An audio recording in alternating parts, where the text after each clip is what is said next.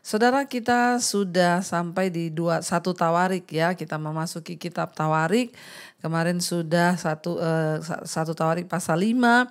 Kita membaca bagaimana Ruben sebagai anak sulung akhirnya dia kehilangan hak kesulungan karena dia mencemari petiduran ayahnya.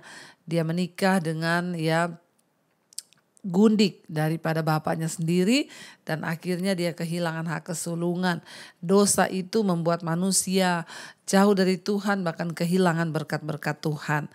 Iya, dan kita akan lanjutkan sekarang. Kita sudah sampai di 1 Tawarik pasal yang ke-6.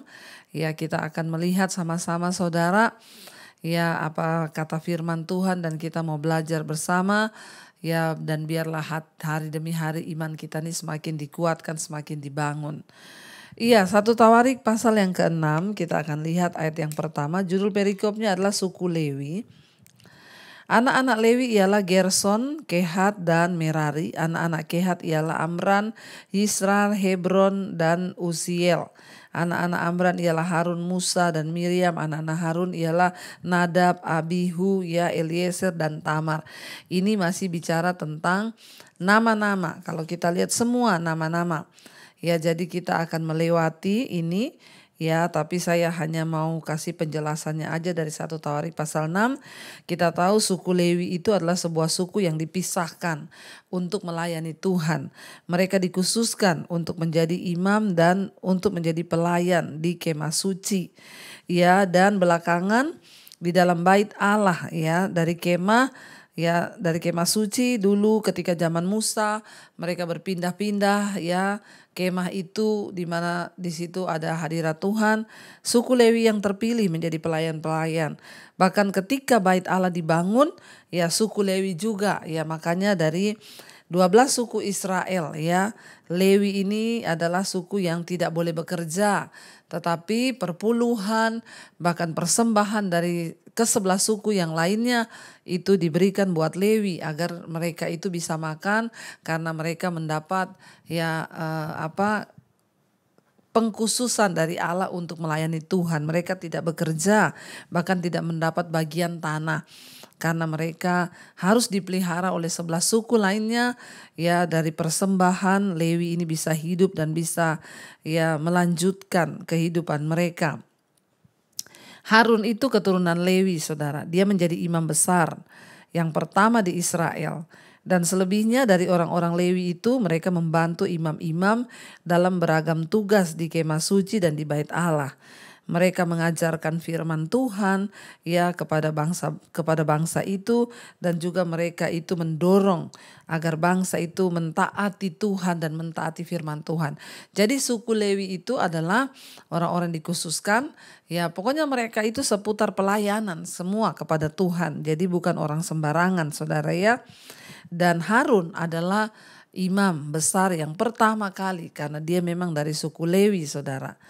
Dan ya orang-orang yang terdaftar nama-namanya kalau saudara baca dia pada 1 Tawarik 6 ini tadi semua nama-nama ya, itu mereka yang terdaftar di sini itu ya adalah orang-orang yang memainkan peranan utama ya di dalam kisah dari kitab Keluaran. Kalau saudara baca kisah Harun itu terdapat di dalam kitab Keluaran, Imamat, dan Bilangan. Juga profilnya itu terdapat dalam Keluaran pasal 32. Musa adalah salah satu nabi dan pemimpin terbesar dalam sejarah Israel. Kisahnya juga terdapat dalam kitab Keluaran, Imamat, dan Bilangan, dan juga Ulangan. Profilnya juga terdapat di Keluaran 13. Cerita tentang Maryam, saudara perempuan Musa dan Harun juga terdapat dalam Keluaran. Ya, kalau kita melihat ya mereka ini semua orang-orang yang dipakai Tuhan untuk melaksanakan dan melakukan ibadah ya. Dan Abihu kita tahu bersama kisahnya ya, Nadab dan Abihu. Saudara masih ingat dulu kita sudah pernah membaca, kita tahu kisah mereka dibunuh karena mereka tidak mentaati Tuhan. Dan Eliezer menjadi imam besar di Israel setelah Harun. Dan Itamar memainkan juga peranan penting dalam pengaturan pelayanan ibadah di kemah suci. Ya, dan kita tahu bersama daftar nama-nama orang-orang ini, mereka semua suku Lewi yang dipakai Tuhan. Ya, ketika Samuel menjadi pemimpin dan juru bicara Allah, ya, Israel berada di tepi keruntuhan. Beberapa pasal terakhir dari kitab Hakim-Hakim itu memberikan sebuah gambaran yang jelas mengenai kebobrokan moral daripada bangsa itu dan akibatnya, yaitu kemerosotan dari Israel. Ya, dan namun dengan pertolongan Tuhan, dengan pertolongan Allah, Samuel hampir seorang diri membawa bangsa itu keluar dari kehancuran menuju kepada kebangkitan kembali untuk berbalik kepada Tuhan. Dia kembali menyatukan bangsa itu dengan menunjukkan kepada mereka bahwa Allah adalah pemimpin umum mereka, dan bahwa bangsa manapun yang fokus kepada Tuhan akan menemukan dan memenuhi tujuan sejati dalam kehidupan mereka. Dan untuk kisah selanjutnya itu kita bisa lihat kan saudara, ya, bagaimana pada akhirnya peranan suku Lewi ini dalam menetapkan prinsip-prinsip rohani dan peraturan-peraturan itu ada di dalam Alkitab yang sudah ditetapkan. Dan kita melihat Tuhan mengkhususkan mereka untuk dipakai menjadi hamba-hambanya yang melayani. Kita lanjut sekarang masih di 1 Tawarik 6 ayat yang ke-31, penyanyi-penyanyi di rumah Tuhan judulnya. Nanti yang tadi pasal 6 ayat 1 sampai ayat yang ke-30 saudara baca sendiri, itu semua nama-nama ya. Kita lanjutkan sekarang penyanyi-penyanyi di rumah Tuhan. Inilah orang-orang yang ditugaskan oleh Daud memimpin nyanyian di rumah Tuhan sejak tabut itu mendapat tempat perhentian. Kita tahu kisahnya dari kisah zaman Musa dulu, bangsa Israel berpindah. Mereka membawa tabut Tuhan itu dari satu tenda ke tenda ke tenda. Ketika akhirnya bangsa Israel sudah mendapatkan tanah mereka, lalu raja pertama diangkat yaitu Saul. Tetapi tabut Tuhan itu terbengkalai. Lalu ketika Daud menjadi raja, Daud tergerak untuk membangun rumah bagi Tuhan. Dan akhirnya saudara, Daud membawa tabut itu dan diletakkannya lah tabut itu di dalam bait suci Tuhan. Daud membawa tabut Tuhan dan dia memilih, Daud mengangkat, dia melakukan banyak hal untuk melakukan ibadah dan dikatakan di sana Daud memimpin orang-orang yang dia tugaskan untuk menjadi penyanyi di rumah Tuhan sejak tabut itu mendapatkan perhentian karena sudah selesai masa mereka melakukan perjalanan panjang dari Mesir menuju tanah perjanjian. Setelah sudah akhirnya tabut itu diambil oleh Daud saudara dan diletakkan di satu tempat yang menurut Daud itu yang terbaik. Dan kita tahu Daud melakukan banyak hal. Lalu dia mengangkat para penyanyi-penyanyi di rumah Tuhan Jadi dari dulu memang sudah ada para penyanyi di rumah Tuhan, singers Daud orang yang pertama kali membawa dan mengangkat penyanyi-penyanyi bagi Tuhan. Sebab itu Daud dikatakan dia pemazmur, karena memang Daud itu pemazmur.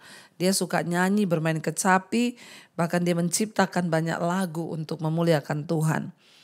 Ayat 32, di hadapan kemah suci yakni kemah pertemuan mereka melayani sebagai penyanyi sampai Salomo yang akhirnya mendirikan rumah Tuhan di Yerusalem. Kita tahu Daud memang punya kerinduan untuk mendirikan bait Tuhan, bait Allah, rumah bagi Tuhan, tetapi Tuhan melarang dan Tuhan berkata, Daud, bukan engkau yang akan mendirikan rumah bagiku, tetapi anakmu Salomo yang akan mendirikan rumah bagi Tuhan. Ketika Salomo membangun rumah Tuhan, maka tabut itu diletakkan di sana dan para penyanyi-penyanyi itu mereka melakukan tugas dan jabatannya sesuai dengan peraturan. 33, inilah orang-orang yang memegang tugas itu dengan anak-anak mereka. Dari Bani Kehat ialah Heman penyanyi itu, anak Yoel bin Samuel, bin Elkana bin Yeroham, bin Eliel bin Toah, bin Suf, bin Elkana, bin Mahat, bin Amasai, bin Elkana, bin Yoel, bin Asaria, bin Sefanya, ya bin Tahat, bin Asir, bin Epiasaf, ya susah nih nama-namanya saudara ya. Bin Korah, bin Yisar, bin Kehat, bin Lewi, bin Israel. Kemudian di sebelah kanannya berdiri Asaf, saudara sesukunya, yaitu Asaf bin Berekia, bin Simea, bin Etai, bin Zera, bin Adaya, bin Etan, bin Simea, bin Simei, bin Yahat, bin Gerson, bin Lewi. Di sebelah kiri berdiri dari Bani Merari, saudara-saudara sesuku mereka, Etan bin Kis, bin Abdi, bin Maluk, bin Hasyabia, bin Amasya, bin Hilkia, bin Amzi, bin Bani, bin Semer, bin Mahli, bin Musi, bin Merari, bin Lewi. Ya, jadi di sana kita melihat ya ada orang-orang yang dipilih oleh Tuhan. Dan Daud melakukan banyak hal untuk memasukkan musik ke dalam ibadah. Dia yang menentukan para pemimpin pujian dan paduan suara untuk tampil secara rutin di bait Allah. Sebagai seorang pemuda, Daud dipekerjakan untuk memainkan kecapi bagi Saul pada zaman Saul dirasuk oleh roh jahat. Dia juga menulis banyak lagu yang terdapat dalam kitab Mazmur. Kenapa harus ada penyanyi saudara di rumah Tuhan? Karena Tuhan itu suka dengan pujian penyembahan. Makanya orang Kristen pun kita identik dengan nyanyi. Ya, jangan alergi dengan nyanyi. Kenapa mesbah doa itu selalu ada pujian penyembahan? Banyak dulu ada yang protes, Bu. Ya nyanyi-nyanyi gak usah lama-lama, Bu. Ya, langsung firman aja. Tidak bisa saudara. Tuhan itu bertahta di atas pujian dan penyembahan. Waktu kita menaikkan pujian penyembahan, kita menyanyi bagi Tuhan, tentunya menyanyinya dengan hati. Ya, maka dikatakan Tuhan tuh bertahta di atas pujian penyembahan kita. Ya, makanya orang Kristen itu identik dengan nyanyi. Banyak orang Kristen itu enggak suka nyanyi lagu rohani, tapi kalau di diskotik, di mana, di karaokean dia nyanyi lagu-lagu duniawi. Ya, saudara, ya mari kita menyanyikan pujian bagi Tuhan. Makanya kita baca di Mazmur dikatakan nyanyikanlah pujian bagi Tuhan, bermazmurlah bagi Tuhan. Ya, ketika kita menyembah, ya setiap mesbah doa itu kita bermazmur saudara. Ya, misalnya ketika menyembah saya berkata, Engkau Tuhan yang ajaib, Engkau hebat, Engkau dahsyat. Itu mazmur. Ya, mazmur itu adalah ungkapan hati yang keluar. Pujian bagi Tuhan yang keluar dari hati kita, ya itu artinya kita sedang bermazmur bagi Tuhan. Jadi jangan alergi ya. Daud itu mengatur para penyanyi, pemuji, penyembah di rumah Tuhan, ya karena memang harus ada puji-pujian di rumah Tuhan. Itu adalah dupa yang harum. Ya, dikatakan di sana dan para tukang mereka ini adalah ahli-ahli bangunan yang telah menyelesaikan bait Allah, dan para imam serta orang Lewi telah diberi tanggung jawab untuk mengurusnya.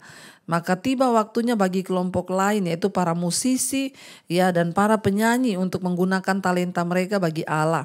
Beberapa orang yang melayani di bagian musik dicatat di sini, dan kita tidak perlu menjadi seorang pendeta dulu yang harus ditahbiskan untuk memiliki tempat penting bagi pelayanan.